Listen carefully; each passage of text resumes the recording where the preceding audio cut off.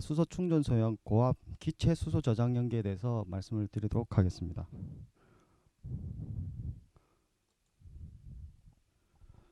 우선 목차입니다. 수소 충전소형 고압 용기 국산화 배경하고 그리고 용기의 재료 특성 비교 그리고 재료 및 형상 선정 모습 보여드릴 거고요. 그리고 두산 중업의 고압 수소 저장 용기의 특징 그리고 수소 환경에 대한 요구 시험 그리고 개발하면서 발생했던 이슈와 최종 제안을 드릴 예정입니다.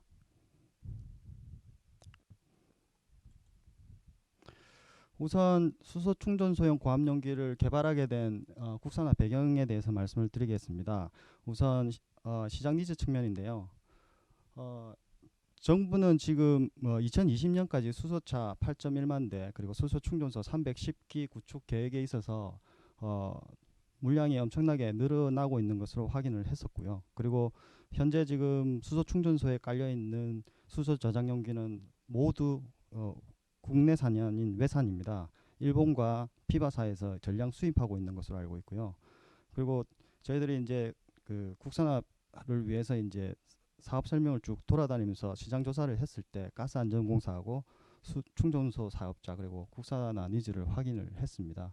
그리고 기술적 관점에서 보면 저희들은 40년 동안 그 소재에 대해서 생산을 해오고 있는 전문적인 기술이 있습니다. 그래서 저희들의 보유하고 있는 제강 대양 프레스를 이용했을 때 고압 환경하에 요구되는 수소에 친한 수소 취성에 강한 고청정강을 제작할 경쟁력을 보유하고 있다 이렇게 판단을 했습니다. 우선 현재 깔려 있는 수소 충전소형 고압용기의 재료 특성을 보면 아즈메에서 요구하는 SA723 규격의 재질하고 SA372 규격이 주로 있습니다. 두산의 경우에는 SA723을 선정을 했고 보통 미국에서 수입하고 있는 재료는 SA372 재질입니다. 여기서 주목해야 될 화학 성분은 세 가지인데요. 황, 인, 니켈이 되겠습니다. 나머지 부분 다 유사한데 황과 인의 경우에는 많으면 많을수록 수소 취성을 약화시킵니다. 그 인성을 떨어뜨리고요. 그래서 작게 관리하는 것이 중요합니다. 그래서 SA723의 경우가 SA371에 비해서 훨씬 더 작게가 관리되고 있기 때문에 유리하다고 볼 수 있고요. 그리고 니켈의 경우에는 수소 많으면 많을수록 인성을 좋게 만듭니다. 그러니까 수소치성에 유리한 것이죠.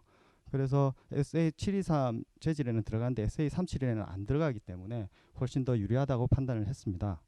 그리고 기계적 성질 요구 사항으로는 현재 723의 경우가 372의 경우보다 YS가 높습니다. 항복 강도가 높은 것이죠. 이 경우에서 초기에 그 크랙이 발생했을 때 소성 변형을 일으키는 데 강점이 있다고 판단을 했고 그래서 최종 SA723 재질로 선정을 하게 됐습니다. 두 가지 재료에 대한 제조 방법을 비교해 봤습니다. 해외에서 주로 수입되는 심리스 파이프 제조 방법은 왼쪽 그림이고 저희들이 제조하는 방법은 오른쪽 방법인데요.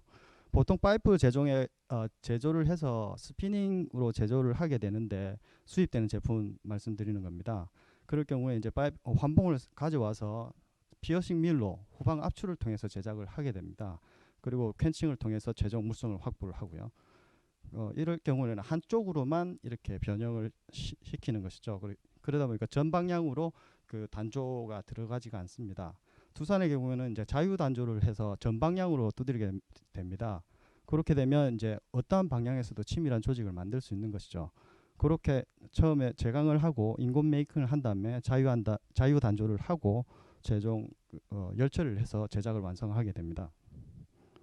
그래서 저희들이 판단하기에는 두산의 제조 방법이 훨씬 더 물성에서는 유리하다고 이렇게 판단을 하고 있습니다.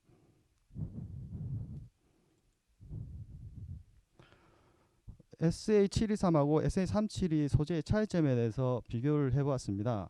아시다시피 저희들 수소가 금속에 미치는 영향을 연구한 지는 오래되지 않았습니다. 근데 일본의 경우에는 1970년대부터 시작을 했기 때문에 저희들보다 경험이 한 3, 40년 노하우가 축적되어 있다고 보시면 되겠습니다. 그러다 보니까 저희들이 이제 스터디를 하는 과정에서 일본 논문을 많이 볼 수 있었습니다. 그것을 기준으로 설명을 좀 드려보겠습니다. 저 오른쪽에 위에 있는 테이블이 그 내경 300mm의 경우에 압력이 20메가파스칼, 45메가파스칼, 90메가파스칼일 경우에 요구되는 두께가 되겠습니다. 보시면 서스 316은 있는데 이거 같은 경우에는 워낙 비싼 재질이다 보니까 경제성이 안 나옵니다. 그래서 보통은 SA37이와 SA723을 선택하게 되는데, 이때 보시면 SA37의 경우에는 90메가파스칼을 보면 76mm가 필요하고 SA723의 경우는 71mm가 필요하게 됩니다. 요 밑에서 설명을 드릴 텐데 76mm의 SA37의 경우에는 제작이 좀 곤란합니다. 그 이유를 보면 니켈이 없기 때문에 그 캔칭을 했을 때 소입성이 떨어집니다. 소입성이 떨어진다는 얘기는 두꺼울 경우 내부까지 균일하게 물성을 확보할 수 없게 되는 것이죠. 그래서 니켈이 있는 경우에는 한 75mm까지는 균일한 물성을 확보할 수 있고요. SA37의 경우에는 40mm까지 밖에는 내부까지 물성을 확보하지 못하는 것으로 그렇게 표현이 되어 있었습니다. 그래서 저희들은 SA723이 훨씬 더 좋다고 판단을 하고 있고요. 그리고 아까 말씀드렸다시피 제조 방법 차이에서 물성의 등방성이 SA723 재질이 훨씬 좋다, 그렇게 판단을 했고, 청정도 측면에서 아까 인성을 나쁘게 만들 수 있는 인과 항 함량을 작게 관리를 하고 있기 때문에 SA723이 좀 더 낫다고 그렇게 판단을 했습니다.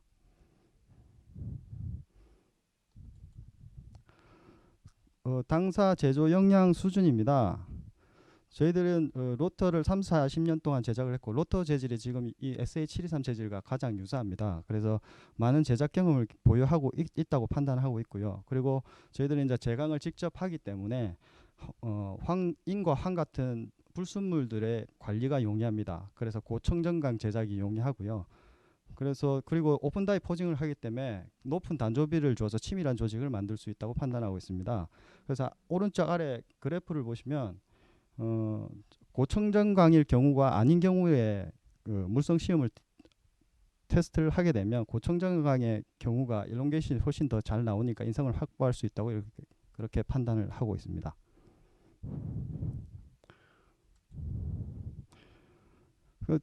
수소 충전 소형 고압 용기의 피로 특성이 굉장히 중요합니다. 수소에 노출이 됐을 경우에 피로 강도가 지금 요구하는 구매 사양세는 약 10만 회인데요. 그거보다 더 많이 쓸 수 있도록 그 테스트가 강화되고 있는 상황입니다.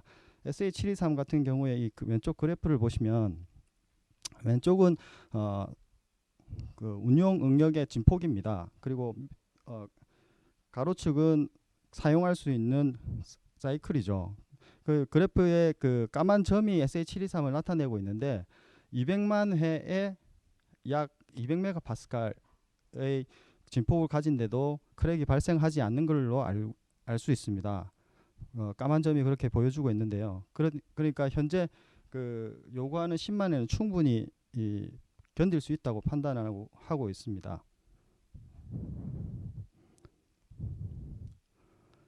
그리고 그 내부의 조도도 중요한 팩터가 되겠는데요. 지금 SA372의 경우는 파이프를 가지고 스피닝 공법으로 해서 주둥이를 좀 오므려 가지고 그렇게 제작하는 방법으로 생산을 합니다. 오른쪽에 그림을 보면 스피닝 기법이라고 하는데요. 스피닝 기법을 하면 파이프를 오므라들었기 때문에 부피에 따른 주름이 발생할 소지가 큽니다. 그래서 일본의 경우에는 그 내부를 그 가공을 해서 조도를 내는 작업들을 하는데요. 그런데 저 위에 있는 그림에 주둥이가 있을 경우에 가공이 쉽지 않습니다. 내부가. 그러다 보면 그대로 놔둘 경우에는 이 표면 조도가 나빠지는 거죠. 그래서 왼쪽 그래프에 보면 가로축은 표면 조도 대비, 세로축은 그 공기 중에서의 수명과 수소 환경 하에서의 수명의 비입니다. 이럴 경우에는 공기 중이랑 똑같다는 표현이고요. 이렇게 보면 밑에 표면 조도가 10을 넘어가게 되면 공기 중에 대비해서 수소 환경하에 수명이 현저히 떨어지는 것을 볼 수 있습니다. 그러니까 결국은 저 스피닝 시에 주름이 발생을 했을 때 표면 조도가 나빠지기 때문에 수명을 떨어뜨리는 요인이 될 수 있다라고 생각하시면 되겠습니다. 그래서 저희들이 오른쪽 아래 하단에 두산중공업 용기가 있는데요. 거기에 내압부를 정삭을 하게 되고 호닝하고 폴리싱을 통해서 표면 거칠기를 Rmax 6.3 정도로 관리를 하고 있습니다.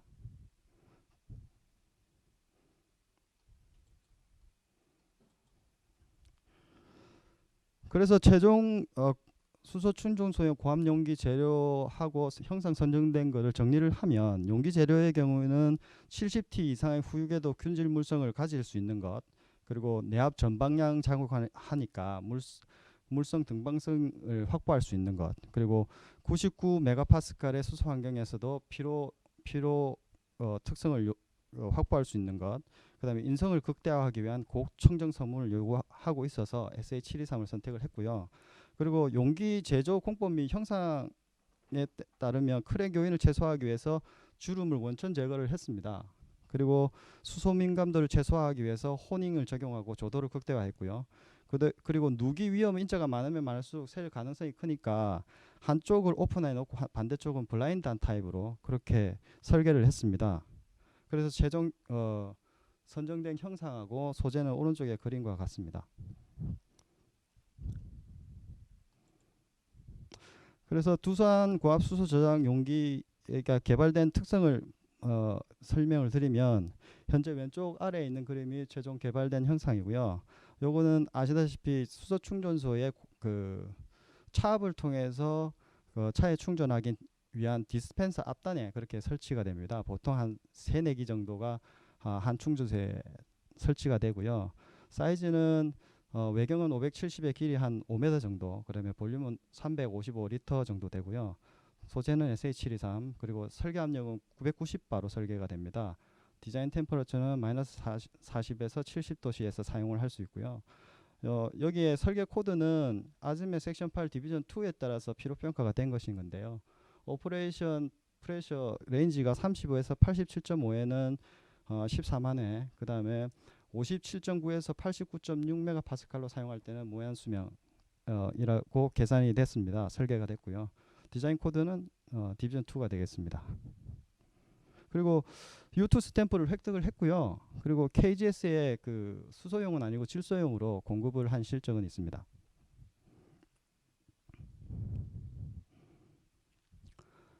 두산에서 저장용기 제조 공정을 간략히 소개를 드리면요. 처음 제강부터 시작해서 인공 메이킹을 합니다. 그리고 자유 단조를 치고요. 열 처리를 한 다음에 아까 말씀드린 내부 가공, 정삭, 호닝, 폴리싱을 실시를 합니다. 그리고 10번에 수압 시험하고 배수 드라이해서 최종 도장에가 납품을 하게 되는데요. 이 1년의 과정을 전체가 두산이 다 수행을 합니다. 다른 업체 같은 경우에는 이제 소재를 주로 사오게 되거든요. 그러니까 저희들이 화학 성분까지 컨트롤할 수 있는 역량이 있기 때문에 전체 일괄 제작하니까 품질도 균일하게 생산을 할 수 있다고 판단을 하고 있습니다.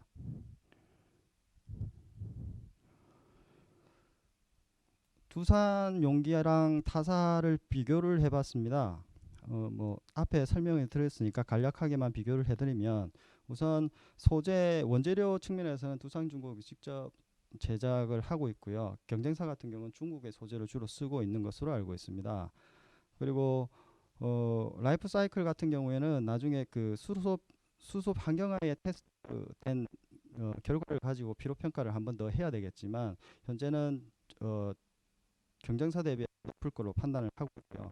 그리고 피로균열 성장 속도는 소재가 실제로 SA723이 372 대비해 가지고 공기 대비 10배, 공기 대비 30배로 저희들이 좀 유리한 것으로 판단을 하고 있고, 그 다음에 내부 표면 거칠기 자체도 관리가 잘 될 거라고 판단을 하고 있습니다. 잠재 유출 범위를 줄이기 위해서 한쪽이 블라인드 타입이라고 이해하시면 되겠습니다. 현재 저희들이 개발이 완전히 끝난 건 아니고요. 현재 용기 개발을 진행하고 있는데 아직 그 국내에서 수소 환경하에서의 테스트가 진행되고 있는 상황입니다. 설계는 끝났지만 그 관련 버크가 이전에 만들어져 있지 않았기 때문에 그 테스트를 진행 중이고요. 총 4가지를 실시를 하게 됩니다. 하나는 SSRT라고 부르는 거 하나, 그 다음에 응력 확대 개수, 임계치 구하는 테스트 하나, 그 다음에 피로 응력 크랙 진전 개수, 진전 비율을 테스트하게 됩니다. 그리고 내압 반복 시험도 해야 되는데요. 내압 반복 시험 같은 경우는 저희들이 수압으로 해서 37.5메가파스칼부터 87.5메가파스칼까지 반복 10만회를 해서 테스트를 마친 상태고 누수고 없고 테스트를 완료를 했습니다. 나머지 세 시험은 내년 3월을 목표로 진행하고 있고요. 요 테스트 항목 관련의 설명은 뒷페이지에서 자세히 좀 설명을 드리겠습니다. 요 세 가지 테스트가 진행되고 있는데 그 의미를 간략히 좀 설명을 드리면 SSRT는 인장 시험을 하는데 수소 환경하에서 하는 겁니다. 이유는 수소가 인장 시험을 진행하면서 크랙이 발생할 때 그 크랙 부분에서 반응을 해서 크랙을 진전시키는 효과를 가져옵니다. 그렇다 보니까 SSRT를 진행을 하면 실제로 공기 중에서 인장 시험을 했을 때보다 좀 더 시비한 결과를 가져오게 됩니다.